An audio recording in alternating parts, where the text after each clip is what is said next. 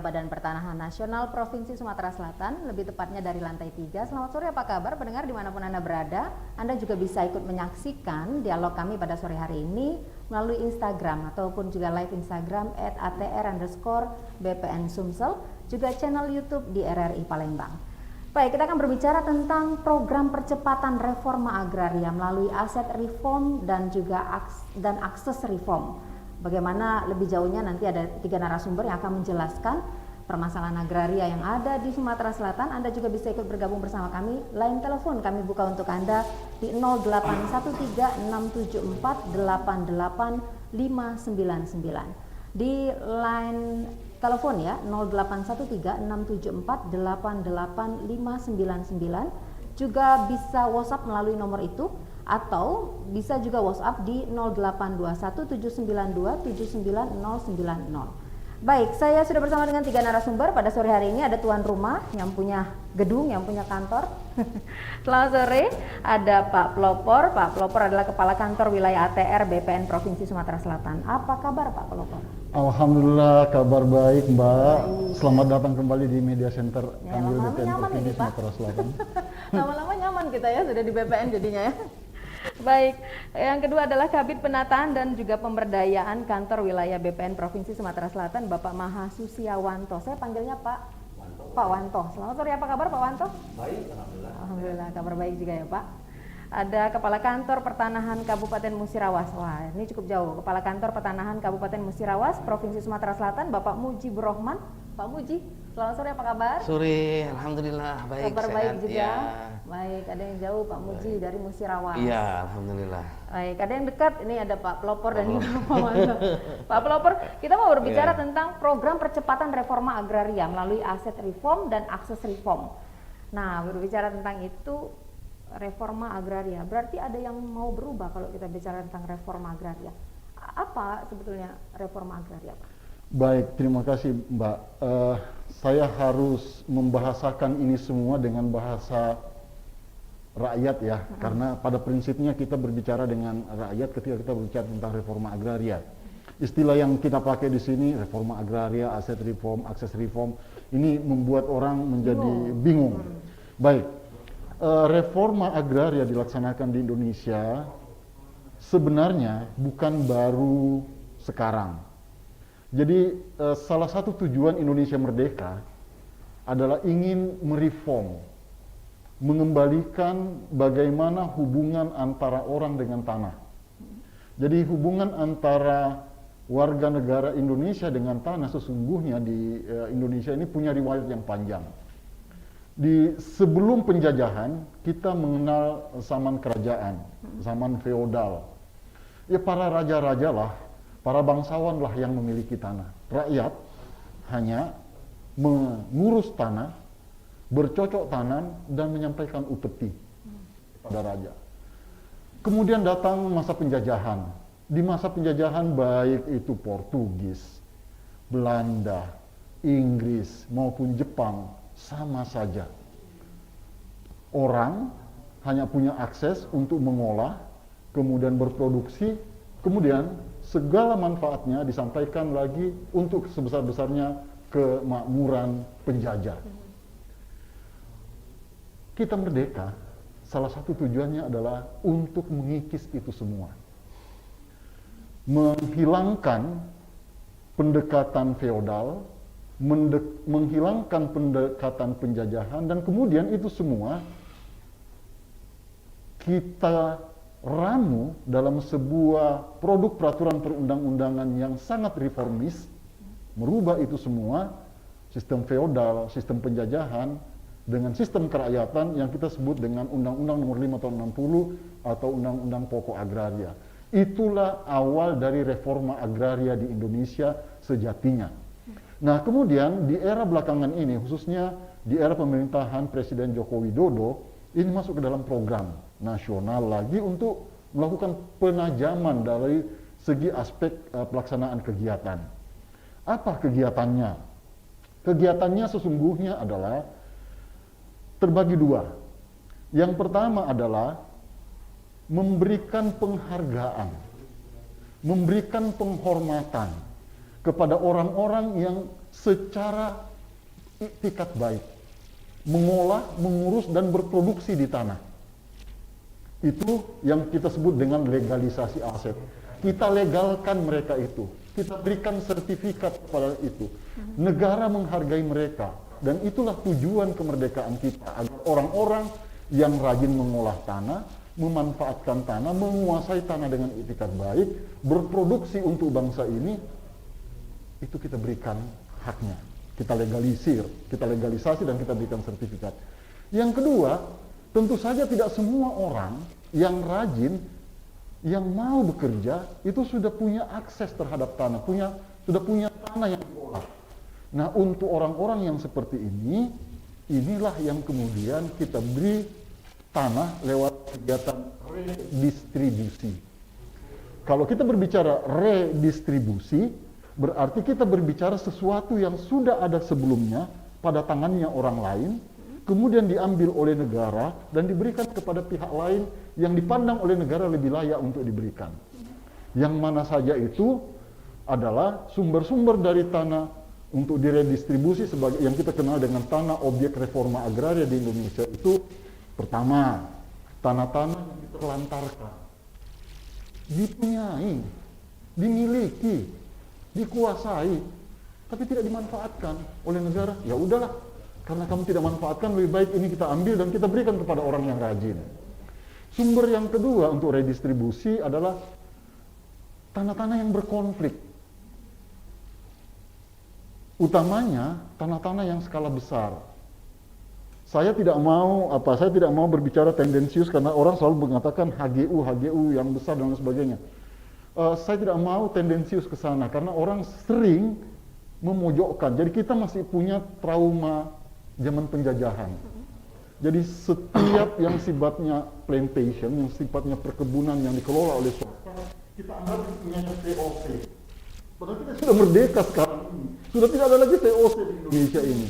Badan hukum yang ada itu adalah Badan Hukum Indonesia.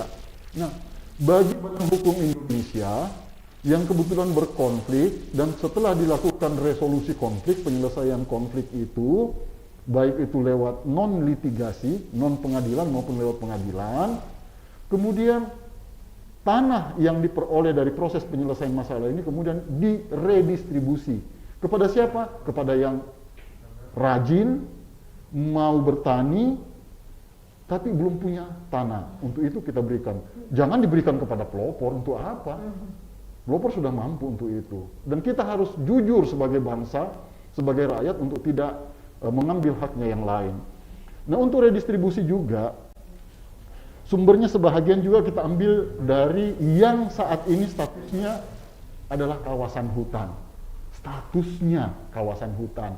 Sesungguhnya sebagian dari itu sudah bukan hutan lagi. Di sana ada desa, ada kecamatan, dan lain sebagainya. Ini penghargaan, ini yang kita harus reform. Kebijakan pemerintah ini, kebijakan peraturan perundangan ini yang direform, dilegalkan. Status kawasan hutan itu ditata kembali, disebut dengan penataan batas kawasan hutan. Lewat program yang disebut sebagai PPTKH, penyelesaian penguasaan tanah dalam kawasan hutan. Di sana ada sawah, di sana ada tegalan, di sana ada kantor desa, dan lain sebagainya. Ini kemudian kita lepaskan dari kawasan hutan, pemerintah diberikan gitu. Kemudian diberikan legalisasi kepada warga di sana, didistribusikan ke sana. Nah, ini yang menjadi kegiatan. Jadi redistribusi yang ada di Indonesia ini bukan sum game mekanisme. Kita ambil dari sana, di sana kehilangan, dan kemudian diberikan kepada ini, dan di sini menjadi memiliki, bukan itu.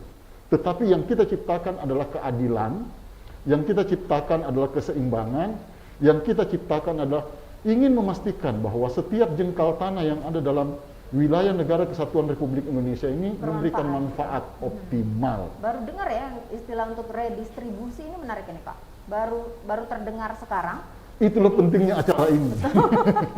Ada yang terlantar tadi, tanah konflik, lalu juga yang status kawasan hutan yang sudah tumbuh menjadi perkampungan gitu ya.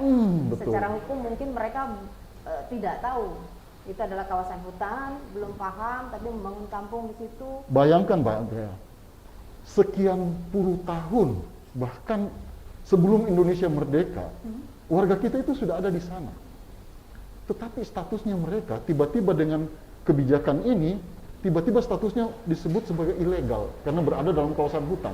Padahal sudah dari nenek moyangnya di sana. Ya, nah, tapi ini bukan karena kesalahan apa-apa, ini proses dan prosedur aja. Nah, oleh karena itu, reforma agraria ini, kebijakan yang dibuat oleh Presiden ini sekarang, kebijakan ini kita laksanakan untuk apa? Ayo kita sama-sama hargai warga negara kita sendiri, berikan dignity kepada mereka, sehingga mereka tidak dikatakan ilegal lagi. Di Sumsel sudah ada yang begitu, Pak? Oh, ada. Hampir seluruh kabupaten? Hampir seluruh kabupaten ada. Ada yang sedang berproses untuk SK pelepasan kawasan hutan dari Menteri Kehutanan, ada yang mungkin insya Allah tahun 2022 kita sudah redistribusi. Itu yang kawasan hutan, yang lahan konflik Lahan konflik ada. juga ada? Di Muratara udah selesai. Baru aja saya menyelesaikan juga yang di apa lagi namanya Oku di Selatan. Oku Selatan. Oku Selatan itu 1.200 hektar ya. Itu diserahkan ke warga? Warga. Warga yang mengelola? Iya. Oh, baik. Kalau yang, terlantar ini? Nah, kalau yang tanah terlantar sudah ada juga yang ditindak sebentar lagi nih. Sebentar lagi kita akan lakukan redistribusi juga terkait dengan objek tanah terlantar ini. Nah, Redistribusi ini bekerja artinya- sama dengan siapa, Pak? Redistribusi ini semuanya dikerjakan lewat mekanisme kemasyarakatan karena saya hanya melaksanakan mekanisme administrasi pertanahannya. Yang menentukan ini layak atau tidak layak sebagai peserta atau penerima redistribusi ada panitia di tingkat kabupaten namanya Panitia Pertimbangan Land Reform. Yang unsur-unsurnya ada dari pemerintah daerah, ada dari pemerintah desa. Mereka lah yang rapat. Si A, si B, si C yang layak dapat segini di sini. Jadi mereka Nah, yang tahu. setelah usulannya itu datang sampai ke saya tetapkan. Oh, bukannya Pak pelopor kenal dengan si A lalu tunjuk begitu, bukan ya, Pak? Saya tidak kenal siapa-siapapun kecuali istri saya di Sumatera Selatan. Baik, itu ya kan yang harus dijelaskan. Betul, ke masyarakat. betul. Makanya acara ini kita lakukan untuk Baik, itu. luar biasa. Saya kalau begitu coba ke Musirawas dulu ya. Kalau di Ya. Musirawas ada ya Pak Muji ya? Kalau di Musirawas yang dijelaskan tadi oleh Pak Pelopor tadi ada ya? Untuk program yang redistribusi. Redistribusi ada. Alhamdulillah sebenarnya sudah dijelaskan oleh Pak Kanwil semua. Saya tinggal menambahkan saja bahwa di Musirawas tahun 2021 sudah melaksanakan redistribusi sebanyak 3.022 bidang. Alhamdulillah sumbernya dari pelepasan kawasan dan objek tanah transmigrasi yang belum bersertifikat. Nah, itu yang kami laksanakan di Musirawas. Alhamdulillah, tapi tahun ini Pak Kanwil, Pak Kabid, kita 50% dari target 3.022 yang kami laksanakan. Oleh karena koordinasi tetap kami laksanakan terkait dengan penetapan IPL. Nah, penetapan IPL ini kami bahasa Pak Kanwil sudah pacaran dengan Dinas Transmigrasi, namun penetapan IPL-nya ini yang agak pelan dari pemerintah kabupaten. Seperti itu pelaksanaan Baik, redis. jadi kalau Ya. di Musirawas itu sudah jelas terplan juga rencana. Nah, Iya. saya coba ke Pak Pak Wanto nih. Pak Wanto, untuk pencanangan Kampung Reforma Agraria. Oh, itu Pak, salah, mohon maaf saya. Iya. Baik, kalau untuk Pak Wanto ini, kalau untuk program reforma agraria, di luar ini kan sedang hujan ya? Iya, hujan. Kita agak kesulitan untuk mendengar. Tapi ini juga nanti saya akan tanyakan sedikit kaitannya karena di Marsnya BPN tadi saya dengar adalah reforma agraria untuk tujuan bersama itu kan. Lalu juga erat hubungannya dengan tata ruang. Ya. Nah, nanti dijelaskan juga ya Pak Pelopor ya. Baik. Hubungannya tata ruang berkaitan juga dengan hujan deras yang terjadi beberapa hari yang lalu di Palembang. Apa sih kaitannya tata ruang? Apakah kita betul-betul sudah menata ruangan kita dengan baik? Saya coba ke Pak Wanto. Pak Wanto, untuk objek legalisasi aset tanah masyarakat yang belum terdaftar, upaya apa yang sudah dilakukan sejauh ini, Pak? Objek yang tanah terdaftar. Yang belum terdaftar.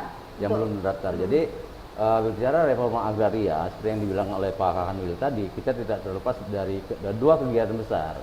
Antara lain ada akses reform, aset reform. Tentu kalau dalam rangka pendaftaran tanah pertama kali itu melalui kegiatan aset reformnya itu ada kegiatan PTSL, ada kegiatan redistribusi tanah yang itu sudah berlanjut hampir di semua kabupaten kota yang ada di Sumatera Selatan, baik itu kegiatan PTSL yang melalui legalisasi aset dan redistribusi sebagaimana yang dijelaskan oleh Pak Kakanwil tadi, itu yang sumber-sumbernya baik dari pelepasan kawasan hutan atau dari tanah terlantar, dan juga sudah dijelaskan oleh Pak Muji tadi juga, itu sudah ada juga pelaksanaannya di Musirawas yang berkaitan dengan pelepasan kawasan hutan, dan itu sudah pensertifikannya sudah diserahkan kepada masyarakat. Dan keterkaitan juga dengan akses reform, tentu berbicara penguasaan pemilikan terhadap tanah itu tidak akan begitu optimal dan menyentuh kesejahteraan masyarakat ketika penggunaan dan pemanfaatannya tidak dilaksanakan secara optimal bagi pemilik tanah. Kalau kita dengan developer lebih cenderung kepada penggunaan dan pemanfaatannya. Bisa saja saya memiliki tanah, menguasai tanah, tapi hanya sebatas memiliki dan menguasai. Tidak saya garap, tidak saya usahakan, tidak ada di situ pertumbuhan ekonomi di atas lahan saya itu. Jadi yang lebih penting dalam kegiatan reforma agraria itu akses reformnya. Bagaimana di sini pemerintah juga mengambil alih baik dari bidang perbankan, pemerintah itu semua lintas sektor membantu dalam meningkatkan akses reform ini baik dari segi permodalan, manajemennya, pembinaan dan pemasarannya. Bagaimana menjelaskan hal itu kepada pemilik lahan, Pak? Tidak semua bisa menerima itu. Misalnya lahan yang tidur tadi, tapi tidak ada akses ekonomi di sana, bagaimana menjelaskan kepada pemiliknya? Tentu ini tidak semasif begitu saja langsung. Tentu harus kita pendekatan secara emosional. Ya, alhamdulillah Pak Kakanwil juga sudah merangkul beberapa elemen seperti teman-teman di LSM, NGO, dan ada lagi sudah terbentuk juga jurnalis reforma agraria. Jadi melalui mereka inilah kita mengangkat, artinya memberikan program-program ini, apa yang dimaukan mereka, seperti akhirnya terbentuklah satu kampung reforma agraria. Apa yang dikatakan dengan kampung reforma agraria? Artinya kampung ini memang sudah ideal dibilang kampung agraria, karena aset reformnya sudah berjalan, akses reformnya sudah berjalan, bantuan sudah diberikan, dan ini kita monitor secara berkelanjutan. Ketika kita mulai program ini, kita harus mengetahui jelas berapa income per kapita dari masyarakat ini. Nah, ketika indikatornya berhasil, selayaknya ketika income per kapita pada waktu kita pelaksanaan kegiatan itu 2,5 juta Pak ya, yang di Musirawas. Nanti kita monitor di 2022, insya Allah ada kenaikan bisa mencapai 4 juta. Artinya disitulah akses reform dikatakan berhasil. Demikian. Baik, Pak, ini kan menarik ya, seperti yang dijelaskan tadi oleh Pak Wanto. Ketika ada lahan yang misalnya ditelantarkan atau tidak dimanfaatkan dengan baik. Sebetulnya di BPN itu punya petanya, Pak, Sumatera Selatan. Jadi tahu, saya sedang membayangkan apa yang dijelaskan Bapak-Bapak tadi. Sumatera Selatan ada petanya, jadi tahu yang mana lahan yang sudah ditelantarkan atau dimanfaatkan. Jadi, begini Mbak, saya mencoba untuk mengkomprehend tadi apa yang disampaikan oleh Pak Muji maupun Pak Wanto. Sesungguhnya saya baru berbicara tadi sampai ke tahap yang kita sebut dengan aset reform. Artinya apa? Tanah disediakan untuk orang-orang rajin untuk bekerja. Nah, sekarang tahapan berikutnya saya akan berbicara tentang akses reform. Nah, ada tagline kita dalam pelaksanaan reforma agraria di Indonesia. Reforma agraria di Indonesia ini adalah tanah untuk rakyat,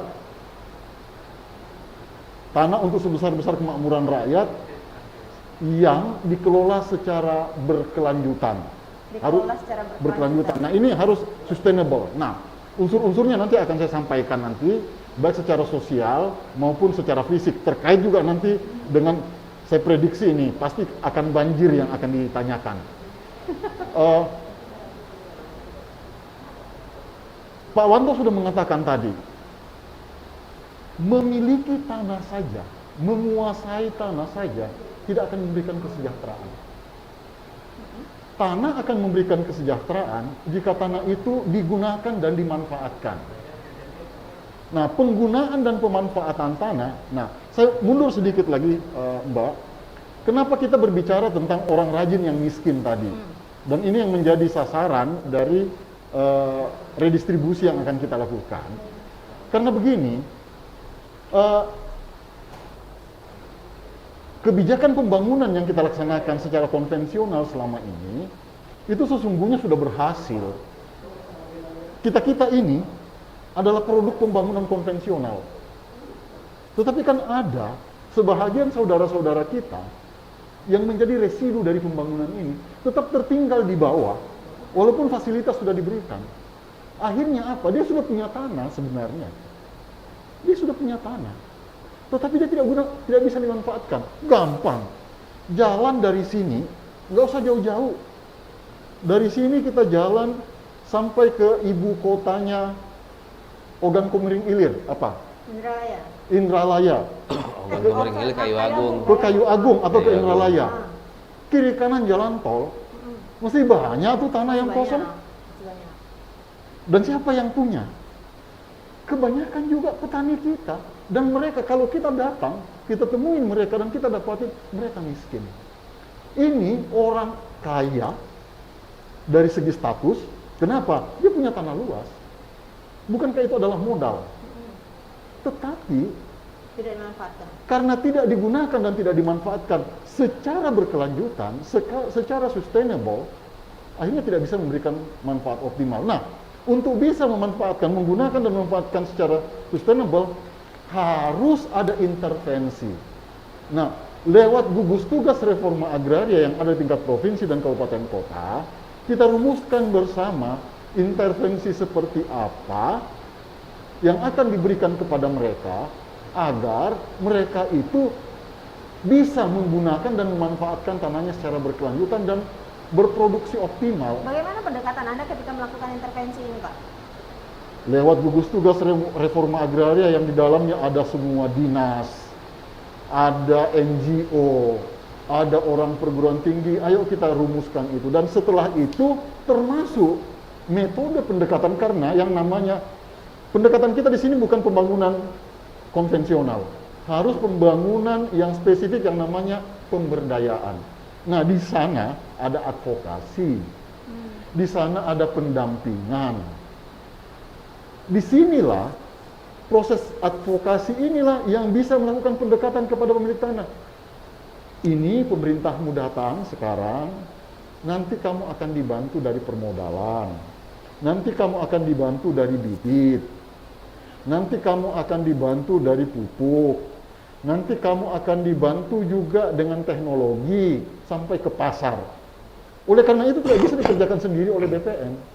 Untuk akses reform ini nggak mungkin bisa dikerjakan oleh orang BPN sendiri. Tadi yang melibatkan stakeholder. Ya, karena kami di BPN lebih spesifik mengerjakan administrasi pertanahan. Legalitas. Oleh karena itu, saya sangat berharap pada gugus tugas reforma agraria. Kita harus berharap ke sana.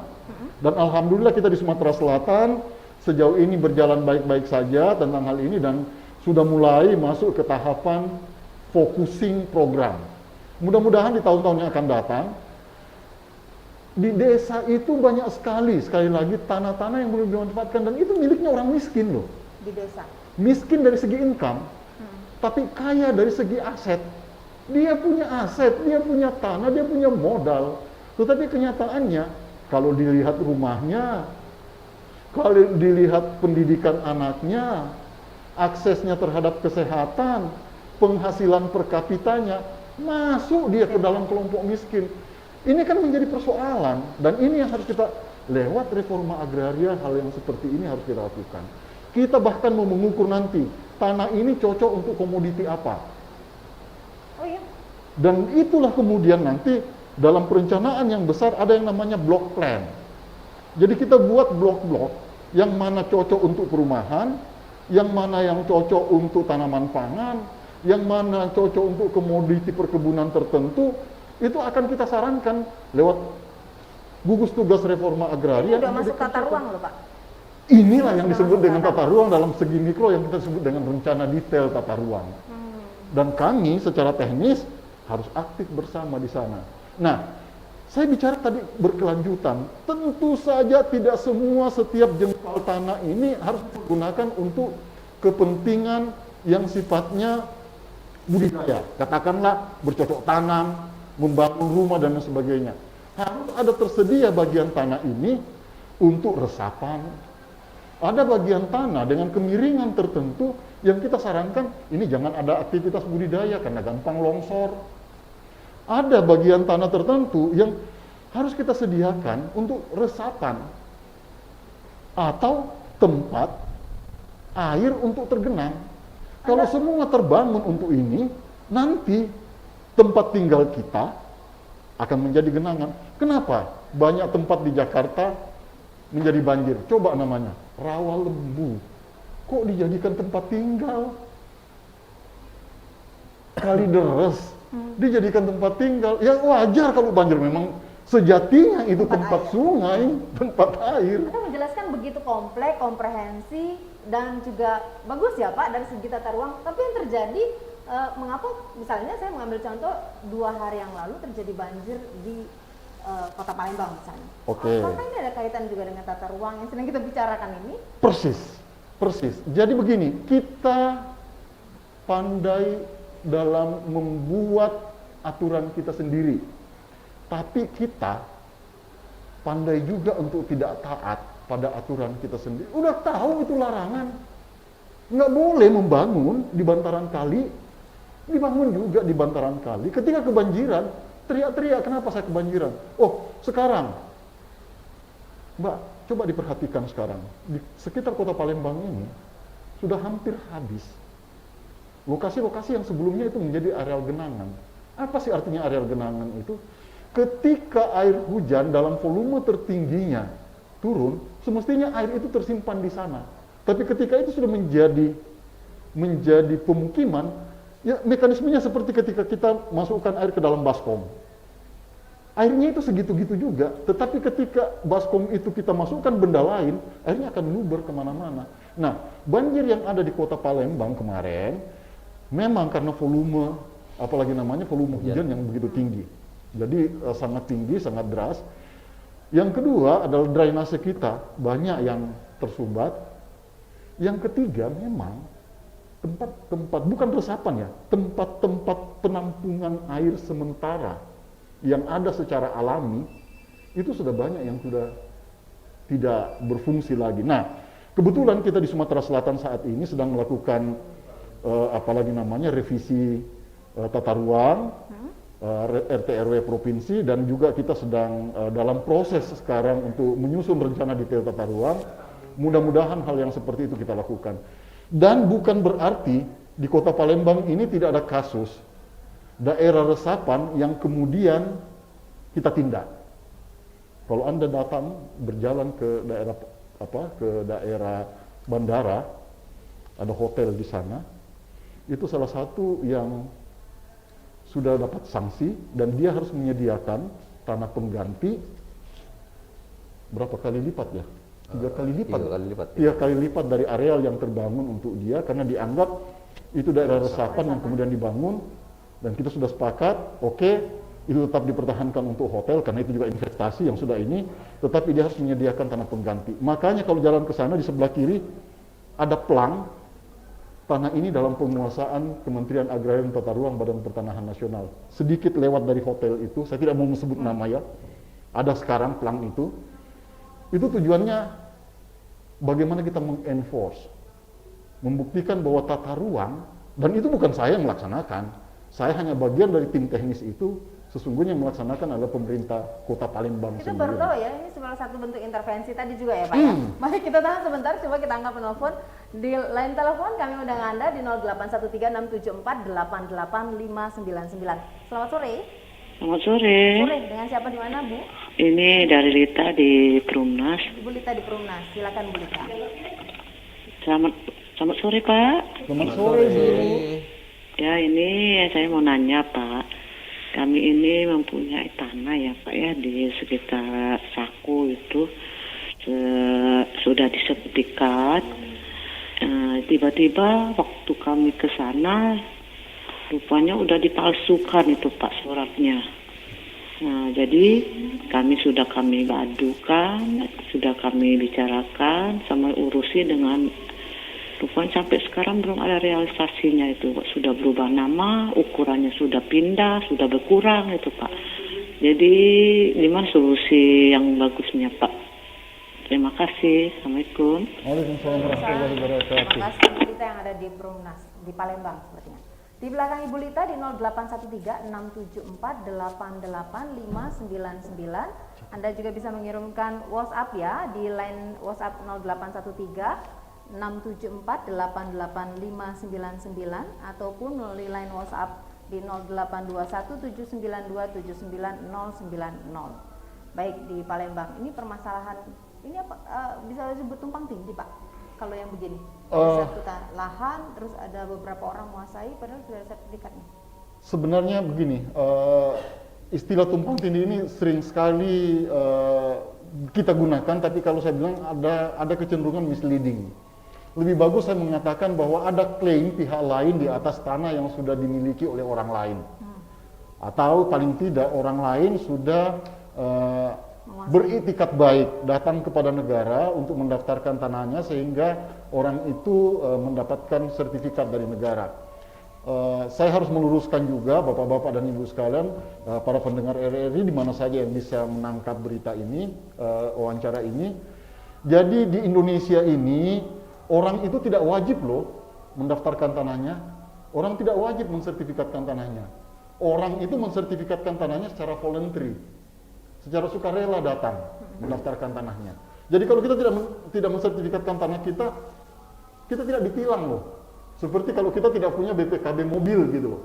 Nah, tetapi ketika kita mendaftarkan tanah kita mendapatkan insentif dari negara. Insentif pertama yang kita dapatkan, negara pasti membela kita ketika kita berhadapan dengan pihak-pihak yang mengklaim.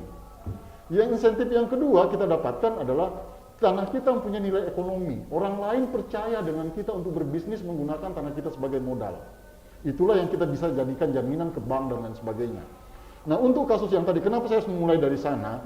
Saya itu mau mengatakan begini. Ketika ada klaim seperti itu, kita tinggal buktikan siapa sebenarnya pemilik tanah itu yang sesungguhnya. Bagaimana caranya Pak? Caranya, ya kita telusuri. Nah, yang repotnya sekarang, orang itu tidak mau menelusuri tanah ini didapatkan dari siapa oleh siapa. Masing-masing kedua belah pihak atau berapapun pihak yang melakukan klaim, kan tanah kan tidak pernah berganti. Posisinya di situ sejak bumi ini diciptakan sampai sekarang sudah di situlah tempatnya dia. Nah, yang ada adalah orang yang ngaku-ngaku. Orang yang mengaku bahwa dia yang menggarap, dia yang membuka tanah itu. Ayo buktikan. Atau dia beli dari siapa, sehingga nanti kita bisa membuktikan di belakang siapa pemilik yang sebenarnya. Kalau akhirnya diketahui pemilik yang sebenarnya, jika sertifikat ini ternyata adalah produk dari sejarah panjang yang mengatakan bahwa ini yang benar, maka kita kukuhkan sertifikat ini sebagai pemiliknya. Ya. Tetapi kalau ternyata orang lain membuktikan bahwa enggak, setelah dibuktikan dari panjang, ini yang pegang sertifikat ini tidak punya riwayat yang benar, dan sebaliknya yang belum punya sertifikat itu punya riwayat yang benar dibuktikan dengan mekanisme yang benar, ya tentu saja tidak sedikit kita harus membatalkan sertifikat itu. Tetapi dalam kasus yang tadi, saya bukan berarti sudah memvonis seperti ini. Ayo kita lihat. Tentu saja karena disebutkan tadi sudah berproses, silakan Bu, nanti ditindaklanjuti lagi, ditanyakan ke kantor pertanahan, prosesnya sudah seperti apa. Saya ingin memonitor nanti ini, dicatat saja nanti Pak Wanto. Silakan datang ke kantor pertanahan, kalau ini tidak salah tadi di Kota Palembang, silakan datang ke kantor pertanahan Kota Palembang. Saya ingin tahu progresnya seperti apa, dicatat nanti ditanyakan ke kantor pertanahan Kota Palembang oleh Pak Kabid. Saya ingin paling tidak dalam 14 hari ke depan saya ingin kepastian seperti apa progresnya. Tidak boleh tanpa progres seperti apapun. Ya progresnya itu bisa saja harus ada kepastian langkah yang akan kita lakukan. Tidak boleh didiamkan sehingga ini berlarut-larut. Saya juga tidak mau sekarang langsung melakukan judgement bahwa ini benar, itu tidak benar dan lain sebagainya karena faktanya belum. Iya. Dan saya perlu lihat seperti apa proses yang kita sudah lalui. Baik, saya coba ke Pak Muji ya. Pak Muji, Ya, untuk pencanangan kampung reforma agraria di Musirawas ada ya Pak? Ada. Bisa diceritakan ini Pak, bagaimana Oh, iya. dengan pencanangan Baik. kampung reforma agraria ini? Terima kasih, Bu.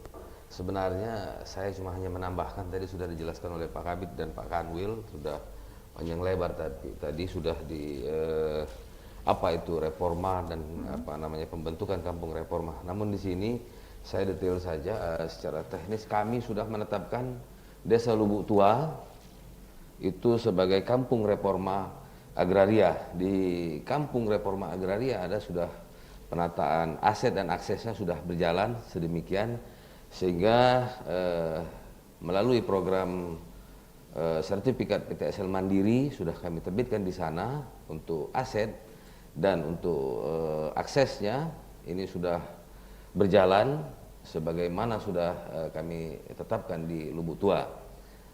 Akses ini sudah kami undang berbagai pihak perbankan untuk dalam rangka pemenuhan untuk penambahan modal masyarakat di Desa Lubuk Tua. Ini juga tidak sebegitu mudah dalam menetapkan ini, perlu apa namanya stakeholder terkait. Di sini perlu saya sampaikan bahwa Bapak Kanwil, Pak Kabid, kami di Musirawas bekerja dengan hati bahwa ini perlu pendampingan dari stakeholder terkait. Oleh karena masyarakat di Lubuk Tua perlu pendampingan, perlu bantuan, perlu juga apa namanya ditinjau langsung kemarin oleh Ibu Bupati dalam rangka pembagian sertifikat apa namanya PTSL Mandiri sebanyak 250 bidang. Dan ini Pak Kanwil perlu kami laporkan bahwa sudah hampir 50% sertifikat itu sudah dititipkan di Bank Mandiri.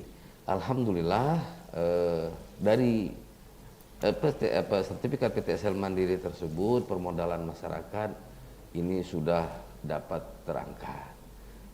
Income per kapita tadi sudah dijelaskan oleh Pak Kabid, sebelum apa namanya kami sertifikatkan itu per bulan 2.500.000, benar adanya. Mudah-mudahan dengan adanya kegiatan akses dan aset yang sudah kami laksanakan di Desa Lubuk Tua ini, masyarakat Lubuk Tua dapat ya minimal mencapai apa namanya kemakmuran yang sewajarnya, kesejahteraan yang kita dambakan bersama. Berarti dengan pemberian, dengan legalitas aset tadi bisa membuka akses gitu ya Pak? Terutama akses perekonomian untuk masyarakat di Musirawas ini. Benar. Nah kalau Musirawas itu lebih utamanya apa Pak? Pertanian? Pertanian. Itu hampir rata-rata 80% di Musirawas memang pertanian. Itu tadi yang cerita Pak pelopor yang diberikan legalitasnya. Mereka diberikan sertifikat gitu. Iya. Butuh berapa lama proses untuk memberikan mereka legalitas ini Pak? Sertifikat PTSL Mandiri 3 bulan kami selesaikan kemarin. 3 bulan. Iya, di bulan. Tapi memang sudah dikelola oleh mereka. Iya, benar. Ini lebih ke usaha UKM masyarakat, usaha kecil menengah masyarakat yang kami sertifikatkan sebagai 250. Masuk kategori mana Lubuk Tua ini tadi ya? Tanah negara yang dimanfaatkan atau hutan kawasan yang dimanfaatkan oleh warga? Oh enggak, ini tanah masyarakat. Tanah masyarakat, usaha kecil, Iya. usaha kecil, Jadi usaha kecil menengah. ini yang saya katakan tadi Mbak. Iya. Bahkan sebelum kita merdeka, perjuangan banyak rakyat kita itu adalah mengangkat dignity mereka, karena mereka tidak diakui sebagai pemilik tanah, lebih diakui sebagai penggarap. Nah akhirnya mereka harus menyampaikan upeti, harus menyampaikan apapun kepada tuan tanah begitu kepada ya Pak? tuan tanah pada waktu itu. Nah di era kemerdekaan ini harus kita rombak. Kita harus memberikan harga diri kepada rakyat kita sendiri sebagai pihak yang memang berproduksi di sana. Bayangkan, ini sebahagian penggerak reforma agraria di luar sana menganggap bahwa legalisasi aset, sertifikasi tanah-tanah yang dikuasai oleh rakyat seperti ini, toh sudah punya dia, ngapain kita berikan? Justru itu yang menjadi harga diri mereka. Nah itu Pak, ketika melakukan itu bukannya ada konflik of interest biasanya Pak? Mau konflik of interest seperti apa? Karena ini kegiatan yang kita lakukan ini massal. Siapa yang berani menghadapi orang yang banyak? Makanya kita tidak lakukan satu persatu. Oh, dilakukan secara massal. Dilakukan secara massal sehingga tidak ada yang bisa cheating. Itu. Baik, agendanya menarik juga ya, dilakukan secara massal agar semua sejahtera tadi ya. Iya. Arahnya begitu ya. Memang Tidak ada yang akan merasa tersakiti gitu. Iya. Bicara masalah kampung reforma, akses dan aset memang sangat menarik Pak. Perlu anu Mbak ya Pak, apa namanya, kami di Musyarawah seluruh Pak, seluruh sampai ke Ibu Bupati juga, sampai apa namanya, harus kita apa namanya benar, harus kita apa namanya, masyarakatnya harus kita ajak. Mari loh. Nah, jadi tergantung daripada sekarang ini sudah ditetapkan oleh Bupati dengan SK, surat keputusan Bupati bahwa Kampung Lubuk Tua itu sudah ditetapkan menjadi desa. Tinggal lagi stakeholder yang ada termasuk dinas-dinas pertanian, Disperindak dan lain-lain untuk dalam rangka membantu, dan ini sudah dibuktikan. Kemarin sudah ada beberapa instansi dinas-dinas sudah ada yang membantu bibit, ada yang membantu. Oh, sudah mulai masuk ya. Iya. Baik. Kita tahu sebentar ya Pak Muji. Ya. Di line telepon kita coba angkat. Selamat sore. Halo, selamat sore. Sore, dengan siapa di mana Ibu? Ya, saya Meta dari Talang Jambi, Mbak. Ibu, Ada yang ingin mau saya tanyakan nih, Mbak? Ibu Deta. Ya, selamat sore Bapak-Bapak. Halo, Ibu, selamat sore. silakan, Selamat Ibu. sore. Iya, ada sedikit yang mau saya tanyakan, Pak. Begini, domisili saya di Talang Jambi. Jadi suatu hari itu ada petugas PPSLPM, Pak, yang datang dengan tujuan mengukur tanah gitu, Pak ya. Setelah diukur itu katanya dengan biaya 200.000. Nah, sekarang yang ingin saya tanyakan, dengan kehadiran petugas tersebut, setelah diukurnya tanah, nah itu apakah kami sebagai pemilik tanah akan mendapatkan surat yang berbentuk sertifikat nantinya akan dikeluarkan oleh kantor pertanahan, ataukah itu hanya sebagai pendataan saja, begitu. Nah, dan seandainya memang tanah yang kami miliki itu belum bersertifikat, Pak. Nah, belum bersertifikat. Nah, apakah itu tanah kalau memang mau disertifikatkan, apa yang harus kami lengkapi, dan berapa lama surat itu nanti bisa kami terima bila nantinya dia berbentuk sertifikat. Nah, kalaupun memang tidak berbentuk sertifikat, hanya pendataan saja, hanya sampai ke batas kelurahan atau kecamatan, nah itu bagaimana kami dapat mengetahuinya, Pak? Nah, mungkin itu saja pertanyaan dari saya. Terima kasih. Selamat sore. Assalamualaikum. Waalaikumsalam, Bu Deta yang ada di Talang Jambi. Saya ke Pak Wanto mungkin ya. Pak Wanto, silakan Pak. Jadi begini Pak, ini Talang Jambi masuk Banyuasin karena tadi ada petugas pengukuran mau datang ke sana dalam rangka kegiatan pendataan tanah pertama kali. Karena kita ada di istilah PTSL itu ada yang K1, K2, K3. Ketika dia masuk ke dalam K3, karena tidak bisa diproses, dia sampai kepada penerbitan peta bidang tanah saja. Tapi ketika dia bisa diproses, dia akan diterbitkan sertifikat. Tentu saja keterkaitan itu akan dimintakan kelengkapan nanti. Kelengkapan dalam rangka permohonan haknya ini nanti ada itu KTP yang sudah elektronik, itu ada kartu keluarga, terus surat-surat tanah yang dimiliki atas nama pemohon, sudah itu PBB. Nah nanti Bu, nanti kalau memang harus bisa diproses dalam rangka untuk sertifikasinya, segera dilengkapi saja keempat syarat tersebut, disampaikan ke kantor pertanahan. Kemungkinan kalau Talang Jambi ini masuk ke Kabupaten Banyuasin. Mungkin begitu Mbak. Ya, saya tambahkan sedikit terkait dengan ini. Jadi memang kegiatan PTSL sekarang, mau itu PTSL PM atau yang tidak PM itu sebenarnya hanya kita berikan kita berikan ruang kepada masyarakat untuk ikut serta di dalam kegiatan ini, membantu BPN untuk khususnya mengumpulkan dokumen surat-surat tanah milik warga. Bu Deta, silakan saja nanti ditunggu proses lebih lanjut tentang hal ini, karena ini sudah akhir tahun. Kalau misalnya memang ini belum sampai kepada sertifikat, insya Allah di dalam tahun 2022, jika tidak ada masalah atas tanah ibu, insya Allah akan terbit sertifikat ini tahun 2022 yang akan datang. Yang dikatakan masalah itu kalau misalnya di tanah itu ada klaim pihak lain dan lain sebagainya. Mudah-mudahan tidak. Kita tidak berharap seperti itu, sehingga ini nanti pasti akan terbit sertifikat. Nah, yang kedua yang harus saya sampaikan terkait dengan kegiatan seperti ini, memang kegiatan kita itu tidak bisa hanya petugas ini yang proaktif. Pemilik tanah juga harus proaktif menyediakan dokumen-dokumennya, menunjukkan tanda batasnya kalau memang belum diukur. Tadi kasus ini sudah diukur dan lain sebagainya. Mudah-mudahan dalam waktu dekat proses lebih lanjut sudah dilaksanakan. Terakhir, untuk semua pendengar yang mengetahui wilayahnya akan menjadi objek PTSL, cuma 2 kok yang harus disiapkan. Siapkan tanahnya, yaitu batas-batas tanah itu sendiri, sepakati dengan tetangganya. Dan yang kedua, siapkan dokumen tanahnya dan dokumen dirinya. Jadi dokumen tanah itu surat-surat tanah yang terkait dengan tanah itu, apapun riwayatnya. Yang kedua adalah KK, KTP, bukti bayar pajak. Itu saja. Bukti bayar pajak. Iya. Dan saya berharap semua warga yang ada di Sumsel ini menyambut kegiatan ini. Karena saya ingin semua bidang tanah di luar kawasan hutan di Sumatera Selatan paling lambat 31 Desember 2025 sudah bersertifikat. Kalau tidak ada masalahnya. Masalah mana?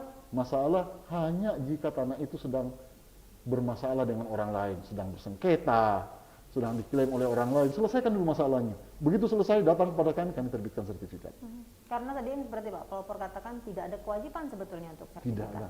Selama tidak ada konflik. Iya. Nah, apa untungnya terkait ini? Paling menarik nih terakhir tentang konflik.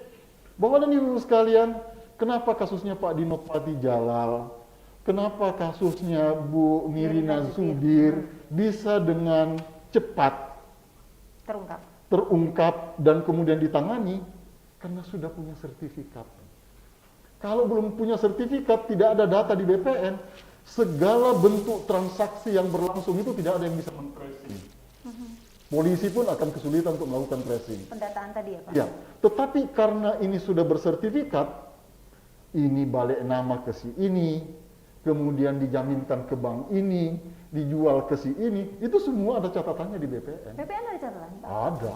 Ada di Oleh karena di perbankan pun ada catatan? Ada. Semua orang yang minjam ke bank dan menggunakan sertifikat sebagai jaminan, di komputer saya ini saya bisa lihat setiap saat sekarang. Jadi kalau misalnya satu buah bidang tanah itu punya sertifikat ganda, mungkin nggak Pak? Semestinya tidak. Kalau ada 2 sertifikat, 2 bentuk buku sertifikat yang kemudian dikatakan itu terletak pada bidang tanah yang sama, pasti salah satu di antaranya itu lahir lewat mekanisme yang tidak benar. Itu yang saya katakan cacat administrasi. Dan itu kalau di Sumatera Selatan saya batalkan. Itu masuk kategori apa? Asli tapi palsu atau palsu Bukan, betulan? biasa. Ada 2 macam. Ada 2 macam. Saya bingung ini, karena kalau tadi Bapak bilang begitu kan berarti asli dong. Ada 2 macam. Bisa juga kalau dalam kasus-kasus tertentu ada yang bisa mencetak loh persis sama. Ada yang bisa mencetak persis sama.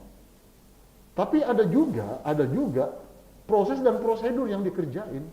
Nah, itulah yang kita sebut dengan kejahatan pertanahan yang populer disebut mafia tanah. Menarik ya, saya sedang membayangkan ada yang melalui proses dan prosedur. Artinya memang betul dikerjakan. Iya. Tapi ada yang cetakannya persis sama. Iya. Apakah BPN tidak punya sertifikat khusus yang saya Kita sudah membayangkan jadi seperti mata uang Pak yang tidak buku bisa sertifikat dipalsukan. ini, buku sertifikat yang ada di Indonesia saat ini itu adalah buku sertifikat yang adalah security printing. Yang nyetak di kita mayoritas itu dicetak oleh perum-peruri. Jadi sama mekanismenya dengan pencetakan Pencetakan uang. uang. Tetapi kan bukan itu yang menjadi masalah. Orang aja bisa dipalsukan sekarang kok. Betul juga ya. Nah, oleh karena itu kalau kita rely on objek pasti bisa terjadi. Itu yang pemalsuan. Yang kedua, lewat prosedur yang benar. Yang namanya juga kejahatan. Dan setiap kejahatan itu dimungkinkan terjadi bukan semata-mata karena niat, tapi juga karena ada kesempatan. Makanya kata Bang Nafi, waspadalah. Baik, ini semakin menarik. Semakin ke sini semakin sadar bahwa ternyata tidak diperbolehkan untuk menelantarkan lahan. Apapun namanya, Benar. tidak boleh melantarkan lahan. Karena kalau sudah terlantar, maka akan dimanfaatkan orang, bukan salah orang yang Saya memanfaatkan. langsung sambut ini, pertanyaan ini, pernyataan ini. Kenapa? Banyak orang hanya ingat apa tuh? Saya pernah beli tanah di sana. Ya, taklik. Apa sih dibaca orang kalau selesai nikah?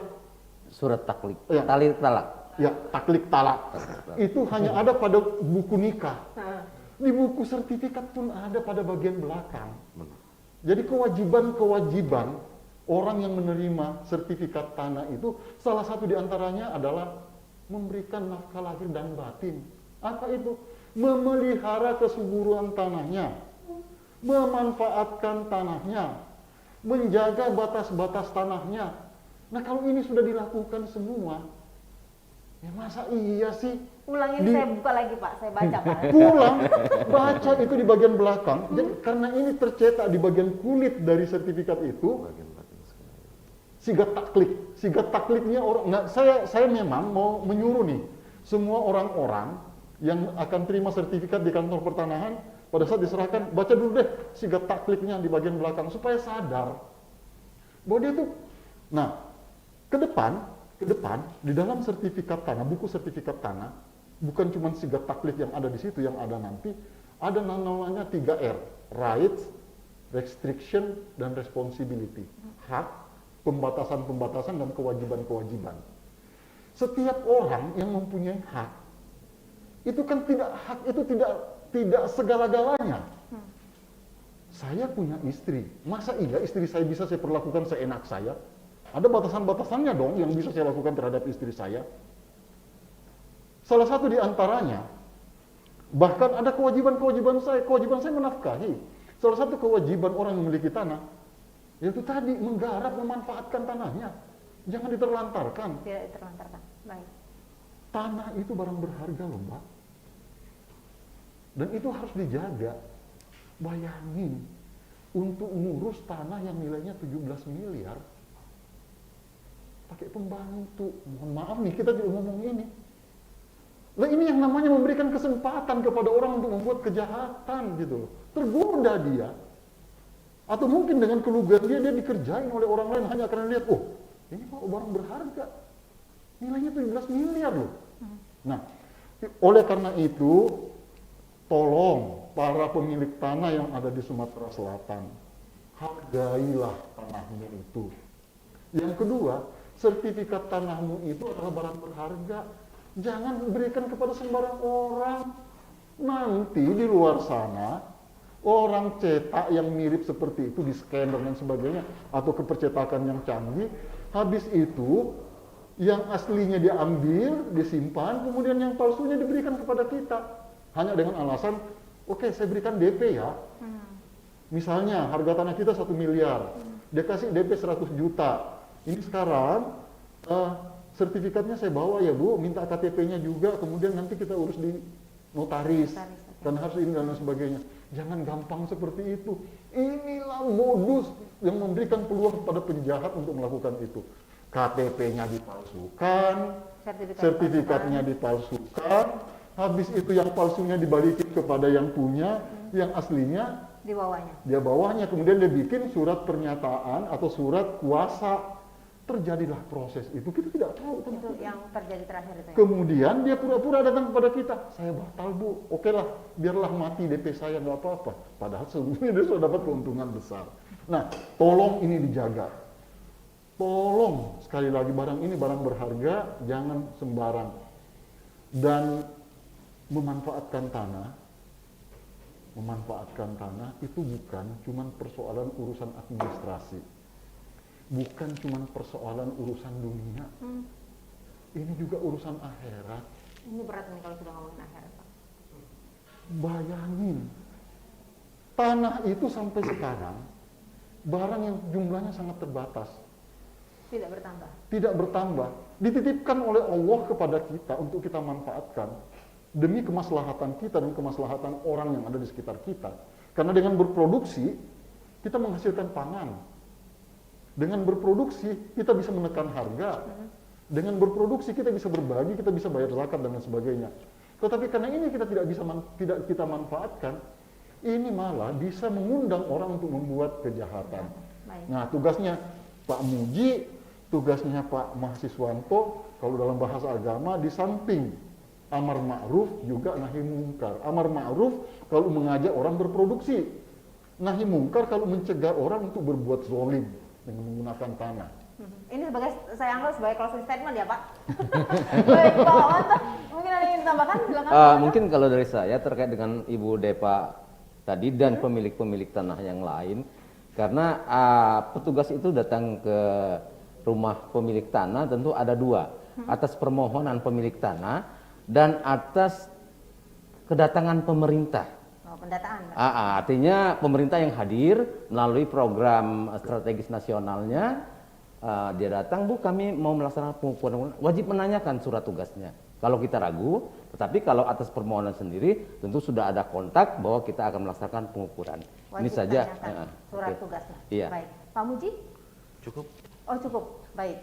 Saya sebetulnya 1 menit, Pak, ke Pak Pelopor. 1 menit saja, Pak Pelopor. Ada berapa banyak tata ruang yang salah di Palembang sehingga terjadi banjir? Saya tidak mengatakan tata ruangnya yang salah. Kalaupun itu terjadi, yang salah adalah kita tidak mengenforce tata ruang itu. Jadi tata ruang itu adalah sesuatu konsep akademik, konsep teknokratik tentang bagaimana pembagian ruang untuk dimanfaatkan secara optimal, lestari, dan tentu saja berkelanjutan. 30 detik, Pak. Nah, tetapi karena tidak dilaksanakan sesuai dengan rencana, kita suka melanggar itu, maka menyebabkan banjir. Lalu ketika tadi melakukan intervensi terhadap sebuah hotel, apakah juga akan dilakukan terhadap pembangunan yang lain? Pasti, Baik. pasti. Semakin ke depan, semakin akan ke situ. Kita tunggu ya, Pak. Karena kita juga merindukan itu. Terima kasih. Jangan suka menghukum. Saya lebih suka kita itu saling memfasilitasi agar tidak terjadi kejahatan. Baik, terima kasih Pak Pelopor, terima kasih Pak Wanto, terima kasih Sama-sama. Pak Muji. Sama-sama. Semoga Terima sukses di tahun 2022, Amin. lebih sukses lagi. Reforma Amin. agraria bisa diwujudkan. Amin. Amin. Terima kasih Amin. sekali lagi Amin. untuk waktunya pendengar. Sampai di sini mengakhiri kebersamaan kita dalam dialog interaktif. Sampai jumpa.